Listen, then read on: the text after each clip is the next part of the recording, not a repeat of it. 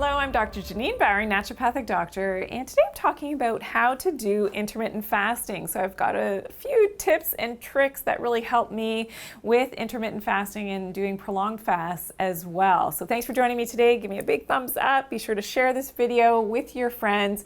Leave your questions and comments below. I would love to hear from you. I do get back to everyone. And be sure to turn on your notifications so that you'll always get my newest and latest uploads here on YouTube.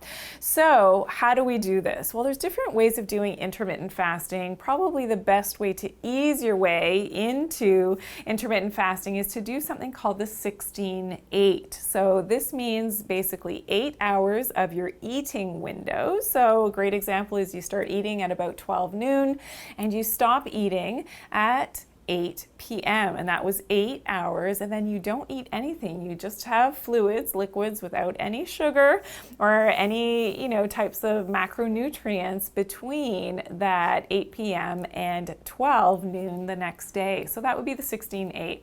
18-6 is another popular way of doing it. So 6 hours of eating, or the 24. So 4 hours. This would be a little bit more extreme, especially if you're new to intermittent fasting. Just 4 hours of a eating window and 20 hours of fasting.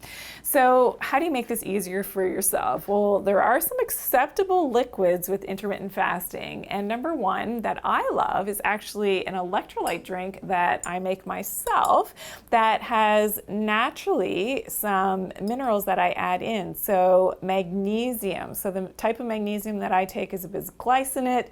So for links to that, check out the description below for the one that I take. But this is fantastic because it helps to balance your electrolytes, as well as I'll put a little bit of Himalayan salt in here, and I'll often add some potassium, which is naturally occurring in the cream of tartar.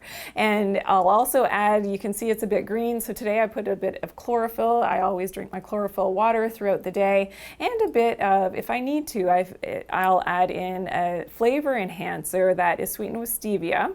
So that's not going to have any impact on my blood glucose levels, but it's just a nice way to get through the fast and the hours when I am fasting, to have this delicious drink, balancing my electrolytes again, because of that mineral balance that I want to maintain. And sometimes people will experience their electrolytes being out of whack when they start fasting, or if they're doing a prolonged fast. So this can really help with the headaches and, not feeling great, and your energy levels when your electrolytes can become out of balance when you're doing your fasting.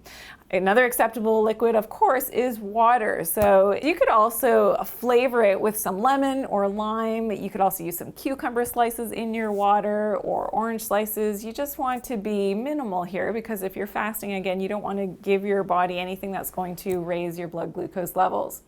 Herbal teas are also fantastic, again, without any sugar or honey. You don't want to be adding anything in that will raise your glucose levels, but that's, again, a great way to get through those hours in your fasting window when you're doing your intermittent fasting. And coffee. So yes, coffee is allowable, again, without any sweetener, without any sugar. And to be able to do this, sometimes you can use a little bit of unsweetened almond milk if you want to make a latte, especially if you're doing the dirty fasting. And I find that for me, that's the best and easiest way to get through, especially a prolonged fast, is that I still allow myself the coffee. But we have a whole other video all about, different types of fasting, so be sure that you check that one out as well. So there are mistakes that can be made when we're fasting that can actually make you gain weight. So the intermittent fasting mistakes that can make you gain weight would be your refeeding. So when you are finished your fasting portion of the day or of a prolonged fast, your next meal is very important. So you don't want to go to, some of those not so healthy meals that you may be craving. And it's interesting, the more you fast, the less you're going to crave the bad foods, but that would not be recommended. Another mistake would be to have the fat-filled coffee. So when you're adding things like ghee or butter and the coconut oil to your coffee and doing that is very high in calories. So yes, some people consider this is okay during your fasting.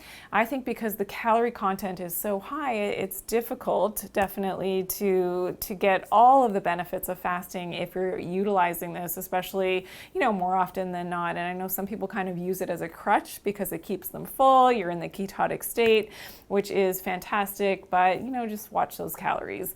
And certainly if you are leptin resistant, so you will not get the benefits as someone else who has leptin sensitivity when you're doing your intermittent fasting. And I have a whole other segment on, leptin, so be sure you check that out, and why it's so important that you get your leptin in check first before you try intermittent fasting to really maximize the benefits of doing the intermittent fasting, especially if you're looking for some weight loss. So how often should you do intermittent fasting? Well, I like to cycle it. So you're not doing it every day. It's usually not recommended that this is an everyday thing, and you definitely want to cycle it. So you maximize the benefits, but you're not down-regulating your metabolism by having less calories in the day, especially if you are dropping your overall calories on a daily basis during your fast. So I often get the question, should I work out while I am fasting? And that's a great question. Now, it really depends on how long you're fasting for, how intense it is, but I do recommend some light movement. So moving our body, we know, is very important. So I love yoga for incorporating into a fast because it is light movement. Now, depending on the type of yoga that you're doing, it could be a little bit more rigorous, but it's a great way to have that mind-body-spirit connection. It really helps during your fast. Another thing that's great is Pilates and stretching.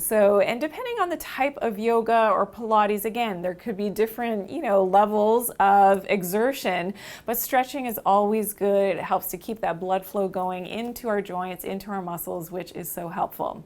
I also love walking. So getting outdoors with all of these types of exercises is super important, and to make sure that we're tying in now with our circadian rhythm, but getting all of the benefits of that fresh air outside as well. It goes a long way, especially when you are fasting.